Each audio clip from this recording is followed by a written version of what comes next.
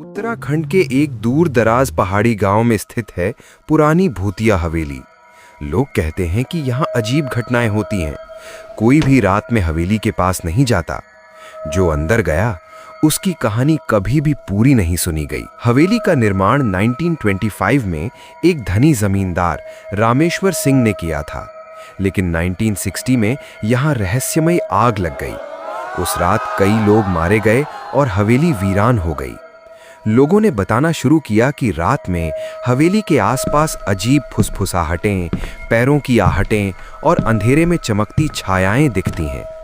1975 में मीरा, एक छोटी लड़की, हवेली में खेलते खेलते गायब हो गई। मीरा नदी के पास खेल रही थी। धीरे धीरे वो हवेली की अंधेरी ओर चली गई। जैसे ही दरवाजा बंद हुआ, कोई या कुछ उसे अंदर खींच लिया। खोज करने पर भी उसका कोई पता नहीं चला। मैंने अपनी आंखों से देखा। रात के समय खिड़की में किसी औरत का चेहरा था और वो मुझे देख रही थी। मैं कभी हवेली के पास नहीं जाता। एक बार गया था, तब से रात में पैरों की आवाजें और रोने की आवाजें सुनाई देती हैं। लोगों का कहना है कि हवेली में ठंडी हवा के अजीब ठिकाने, अचानक बंद होने वाले दरवाजे और उड़ती चीजें आम हैं। कुछ कहते हैं कि रामेश्वर सिंह काले जादू और तांत्रिक क्रियाओं में शामिल था। क्या ये शक्तियां अभी भी हवेली में हैं? कुछ लोग आज भी हवेली की जांच करते हैं। कई लोग कहते हैं कि उन्होंने छायाएं, ठंड के झोंकों और फुसफुसाहटें महसूस की हैं। हमने कैमरे लगाए और रिकॉर्डिंग में एक आकृति दिखाई दी।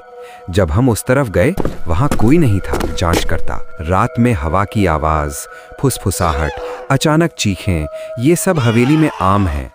कुछ लोग कहते हैं कि ये वही आत्माएं हैं जो आग में मारी गई थीं। भूतिया हवेली आज भी वीरान खड़ी है।